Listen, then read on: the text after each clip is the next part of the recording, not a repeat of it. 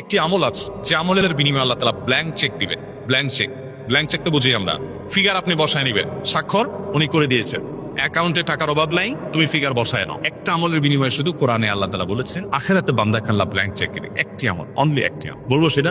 আল্লাহ বলেছেন ইন্নামা ইউওয়াফাস সাবিরুনা আজরাহুম বিগাইরি হিসাব। যারা সবর করতে পারবে, ধৈর্যশীল হবে, আশাহত হবে না, ভেঙে পড়বে না, মুশড়ে পড়বে না, শক্ত থাকবে, আল্লাহর প্রতি আস্থা রাখবে, ভরসা রাখবে, আত্মবিশ্বাস রাখবে এবং সবর করবে, আল্লাহ বলেছেন তাদের বিনিময়ে দেওয়া হবে হিসেব ছাড়া। হিসেব ছাড়া।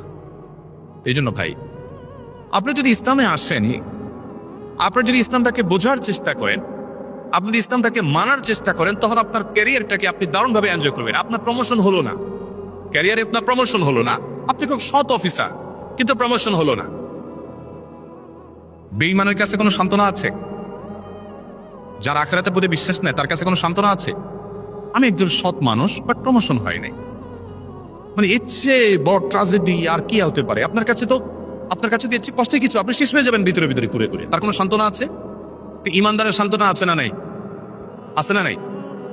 আমার টার্গেট ছিল আমি প্রশাসনের সর্বোচ্চ লেভেলে যাব, আমি পড়াশোনা করে ভালো একটা জায়গায় যাব, যে আমি দুর্নীতিকে জাদুঘরে পাঠাবো, এদেশে মানুষের মুখে হাসি ফোটাবো, আমি অপশাসনের বিরুদ্ধে সংগ্রাম করব, আমি সমাজে উদাহরণ হব, আমি মানুষের জন্য কাজ করব।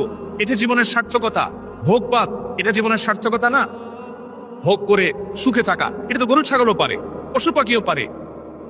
ভোগবাদের বিপরীতে দাঁড়িয়ে ত্যাগের মধ্য দিয়ে মানুষের মুখে হাসি ফুটানো এবং তার বিনিময়ে আবার আল্লাহর কাছ থেকে রিওয়ার্ড আসা, এটা তো আমার জীবনে অনেক বড় একটা টার্গেট।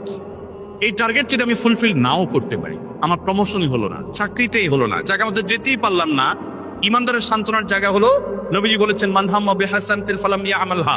কেউ যদি কোনো ভালো কাজ করবার সংকল্প করে কিন্তু করতে না পারে, আল্লাহ তাআলা তাকে ওই কাজটা করার যেহেতু ইচ্ছার কোনো ত্রুটি ছিল না, কিন্তু সে পারে নাই, তার প্রমোশন হয় নাই, তার চাকরিটা হয় নাই, বেটে বলে হয় নাই, তার স্বপ্ন ছিল, তার ইচ্ছা ছিল, ইচ্ছাতে কোনো খাদ ছিল না, সে সঠিক সিদ্ধান্ত গ্রহণ করেছে বাট হয়ে ওঠেনি।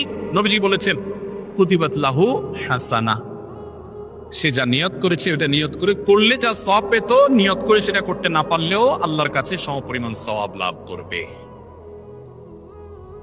আপনি যদি মুসলিম হন, আপনার জীবনে প্রমোশন না হলে, চাকরি না হলে আপনি সান্ত্বনা খুঁজে পাবেন, চাকরি হয় না তাতে কি সব এক চুলো কম হবে না, আল্লাহ আমাকে পাই করে দিবেন ঘোষণা দেওয়া আছে, কারণ আমার ইচ্ছা কোনো ত্রুটি ছিল না।